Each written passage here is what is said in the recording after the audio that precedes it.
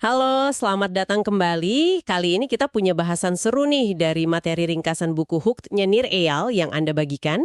Fokusnya kan soal gimana caranya bikin produk atau layanan yang jadi bagian dari rutinitas harian penggunanya, gitu ya.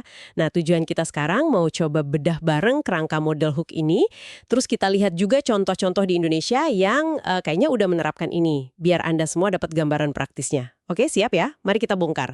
Intinya kan, mengubah pengguna yang mungkin cuma iseng nyoba sekali jadi pengguna yang wah nggak bisa lepas gitu ya.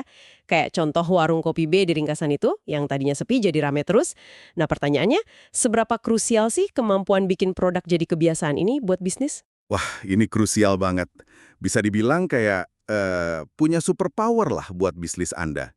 Coba bayangin, kalau udah jadi kebiasaan, pelanggan itu balik lagi sendiri. Nggak perlu terus-terusan dibujuk pakai iklan. Hemat biaya marketing kan?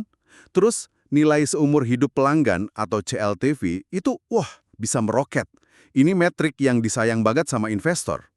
Belum lagi, Anda jadi lebih punya power buat nentuin harga. Dan yang nggak kalah penting, ini jadi semacam benteng pertahanan. Pesaing jadi susah masuk karena pengguna udah nyaman, udah kebiasaan. Ada biaya beralih yang nggak kelihatan, tapi kuat banget efeknya. Males aja gitu mau pindah. Super power ya, istilah yang menarik nih. Oke, oke. Kalau memang squad itu, gimana dong caranya kita membangun kebiasaan ini? Nah, disinilah Niriyal menawarkan model hook itu kan, ada 4 langkah siklus ya. Kita coba kupas satu-satu. Yang pertama, katanya ada pemicu atau trigger. Gimana tuh? Betul sekali. Jadi, trigger ini ada dua jenis. Pertama, pemicu eksternal. Ini datangnya dari luar pengguna. Contohnya kayak notifikasi di HP, iklan yang Anda lihat, atau mungkin rekomendasi dari teman. Fungsinya lebih ke narik perhatian di awal, biar orang mau coba. Tapi, ini baru langkah awal. Tujuan jangka panjangnya adalah membangun pemicu internal. Nah, ini yang lebih kuat. Pemicu internal itu muncul dari dalam diri pengguna, biasanya berupa emosi atau keadaan tertentu.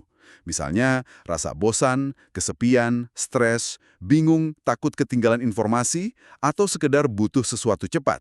Ketika emosi atau kebutuhan ini muncul, secara otomatis otak pengguna langsung mengasosiasikannya dengan produk Anda sebagai solusi atau pelarian. Produk Anda jadi jawaban instan gitu. Wah, jadi produk kita seolah jadi obat otomatis buat gatal internal itu ya? Tapi gimana caranya produk baru bisa langsung nyambung ke emosi kayak bosen gitu? Kan butuh waktu ya? Atau ada triknya? Pertanyaan bagus. Ya, memang nggak instan. Ini butuh pengulangan siklus hook tadi. Asosiasinya itu terbentuk pelan-pelan. Setiap kali pemicu internal itu muncul, misal rasa bosan, terus pengguna pakai produk Anda dan merasa, terhibur, atau masalahnya selesai. Nah, kalau ini terjadi berulang kali secara konsisten, koneksi antara rasa bosan dan produk Anda jadi makan kuat di otak mereka. Oke, jadi setelah ada pemicu, entah eksternal atau internal, pengguna kan terdorong buat melakukan sesuatu. Disinilah langkah kedua masuk, aksi atau action. Aksi ya. Nah, di ringkasan itu disebutin kunci utamanya adalah kemudahan. Action harus dibuat semudah mungkin. Ada formula B sama dengan MAT itu kan ya. Perilaku, behavior, terjadi kalau ada motivasi, kemampuan, ability, dan pemicu trigger. Dan sebagai pembuat produk, katanya yang paling bisa kita kendalikan itu bagian ability atau kemampuannya. Maksudnya gimana tuh? Harus dihilangkan semua hambatannya gitu? Persis, itu intinya. Motivasi pengguna itu fluktuatif, susah kita kontrol langsung. Pemicu juga kadang di luar kendali kita. Tapi, ability, nah ini area kita. Tugas kita adalah mengidentifikasi dan menyingkirkan semua friksi atau hambatan yang mungkin bikin pengguna males melakukan aksi. Hambatan itu bisa macam-macam, waktu yang lama, biaya yang mahal, usaha fisik yang berat, kerumitan berpikir, kayak harus ngisi form panjang gitu. Bahkan termasuk juga potensi rasa malu sosial atau gangguan terhadap rutinitas yang udah ada. Semua harus diminimalisir. Contoh konkretnya banyak. Login sekali klik pakai akun Google atau Facebook, infinite scroll di media sosial, jadi nggak perlu klik next page, proses check out di e-commerce yang cuma butuh beberapa klik. Intinya, semakin sedikit usaha yang dibutuhkan, semakin besar kemungkinan aksi itu dilakukan. Simple aja. Oke, jadi pemicu udah, aksi yang super gampang udah. Nah, terus apa yang bikin mereka pengen ngulangin lagi aksi itu? Kan kuncinya di pengulangan ya, biar jadi kebiasaan. Disinilah katanya bagian paling seru dari model ini muncul ya. Langkah ketiga, imbalan beragam atau variable reward. Gimana tuh maksudnya beragam? Nah, ini dia jantung dari model hook. Setelah pengguna melakukan aksi, mereka kan mengharapkan imbalan ya. Tapi kuncinya, imbalan yang diberikan itu sifatnya beragam dan nggak bisa ditebak sepenuhnya. Mirip kayak main mesin slot di kasino. Kita nggak pernah tahu pasti apa yang akan kita dapatkan berikutnya. Ketidakpastian inilah yang secara neurologis memicu pelepasan dopamin di otak. Dopamin ini bikin kita merasa penasaran, tertarik, dan ada antisipasi. Ini yang bikin nagih. Kalau imbalannya selalu sama dan bisa ditebak, lama-lama jadi membosankan. Nir Eyal membagi imbalan beragam ini jadi 3 jenis utama. Pertama, imbalan suku atau rewards of the tribe. Ini terkait sama koneksi sosial. Kayak dapat likes, komentar, di-tag teman, merasa jadi bagian dari komunitas. Manusia kan makhluk sosial ya, jadi ini kuat banget. Kedua, imbalan buruan atau rewards of the hunt. Ini tentang mencari sesuatu yang kita inginkan. Bisa informasi, barang, atau penawaran bagus. Contohnya pas kita nge-scroll feed berita atau media sosial, kita kan berburu konten menarik. Atau pas lagi cari diskon flash sale di e-commerce.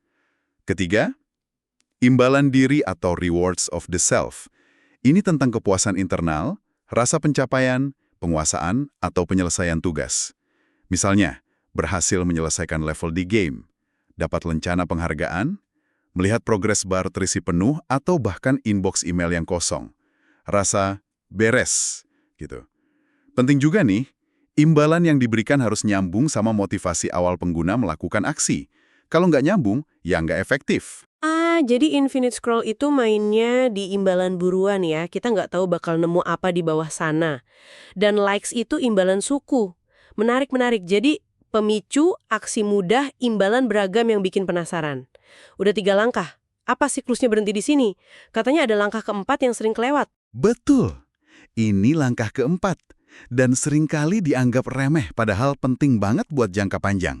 Investasi atau investment. Maksudnya gimana? Setelah pengguna dapat imbalan yang menyenangkan tadi, kita minta mereka melakukan sedikit pekerjaan atau kontribusi balik ke platform atau produk. Investasi ini nggak harus selalu uang ya, bisa berupa waktu, misalnya ngisi profil lebih lengkap. Bisa data, kayak ngasih preferensi musik atau film. Bisa juga usaha, contohnya ngundang temen buat gabung, atau modal sosial, kayak nulis ulasan produk. Bisa juga tentu saja uang, seperti beli item dalam game atau langganan premium. Nah, investasi kecil ini punya 2 fungsi penting.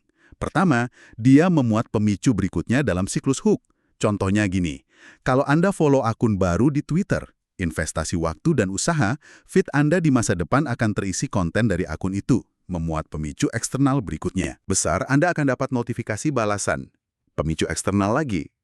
Fungsi kedua, investasi ini menyimpan nilai, stored value, di dalam produk. Semakin banyak Anda berinvestasi di suatu platform, misal, makin banyak foto Anda di Google Photos, makin banyak playlist Anda di Spotify, makin bagus reputasi Anda di forum online, semakin berharga platform itu buat Anda secara pribadi.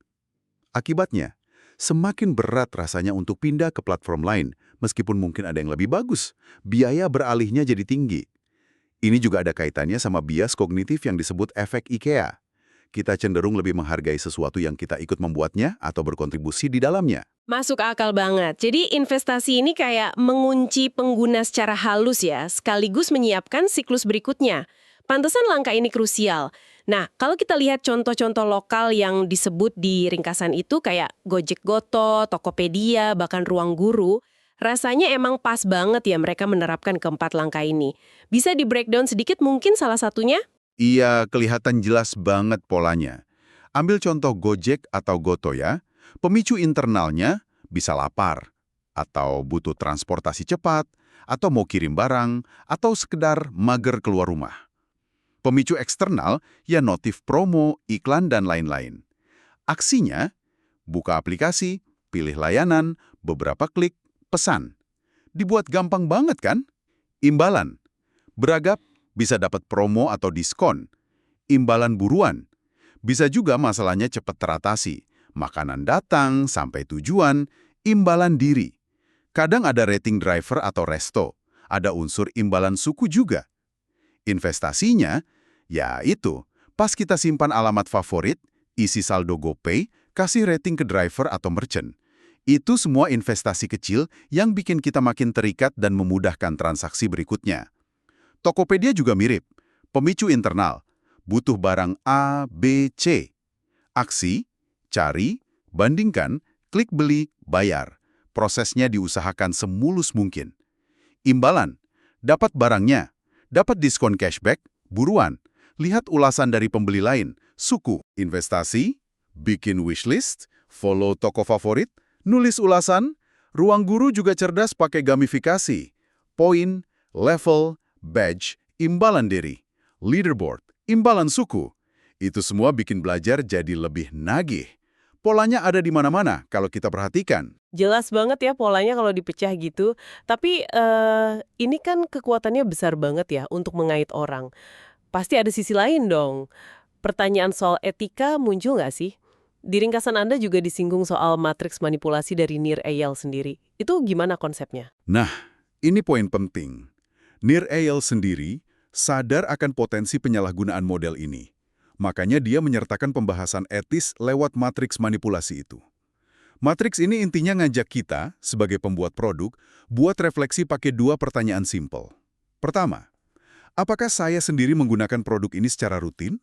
Kedua, apakah saya sungguh-sungguh percaya bahwa produk ini secara signifikan meningkatkan kualitas hidup pengguna? Dari dua pertanyaan itu, ada 4 kuadran. Yang ideal adalah kuadran fasilitator. Artinya, Anda pakai produk Anda sendiri, dan Anda yakin produk itu benar-benar bermanfaat buat pengguna. Anda membantu mereka mencapai sesuatu yang mereka inginkan.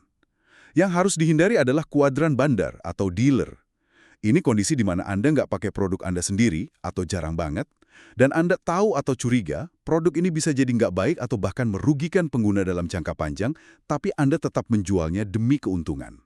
Menurut Eyal, menjadi fasilitator itu bukan cuma soal jadi orang baik, tapi juga strategi bisnis jangka panjang yang paling sustainable. Karena ini membangun kepercayaan. Kalau Anda menipu atau merugikan pengguna, cepat atau lambat mereka akan sadar dan pergi. Oke, jadi ini kayak semacam kompas moral ya buat para kreator produk. Alat bantu buat memastikan kita nggak kebablasan pakai kekuatan hook ini buat hal negatif ya. Tepat sekali.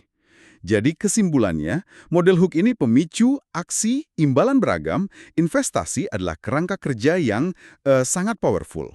Kunci suksesnya seringkali terletak pada bagaimana kita menyederhanakan aksi hingga semudah mungkin dan bagaimana kita merancang imbalan beragam yang benar-benar relevan dan menarik buat pengguna. Dan jangan pernah lupakan langkah investasi, karena disitulah loyalitas jangka panjang dibangun. Contoh-contoh lokal tadi menunjukkan betapa fleksibelnya model ini bisa diterapkan di berbagai konteks. Sip. Jadi intinya, ini adalah sebuah alat. Seperti alat lainnya, bisa dipakai untuk kebaikan atau keburukan. Pesannya jelas ya, gunakanlah model hook ini untuk benar-benar memecahkan masalah nyata pengguna Anda.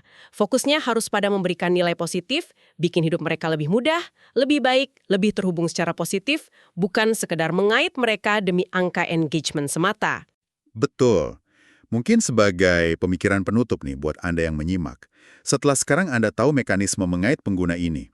Pertanyaan lanjutannya adalah, bagaimana Anda bisa memastikan bahwa alasan pengguna kembali lagi dan lagi ke produk Anda itu adalah alasan yang benar-benar positif dan membangun bagi hidup mereka? Bagaimana Anda akan menyeimbangkan antara dorongan untuk meningkatkan metrik engagement setinggi mungkin dengan tanggung jawab untuk menjaga kesejahteraan jangka panjang pengguna Anda? Ini tantangan yang nggak mudah. Pertanyaan yang dalam dan penting banget untuk direnungkan terus-menerus ya. Oke, terima kasih banyak atas pembahasannya yang sangat mencerahkan ini. Dan terima kasih juga untuk Anda yang sudah menyimak. Semoga bermanfaat dan memberikan inspirasi. Sampai jumpa di eksplorasi kita berikutnya.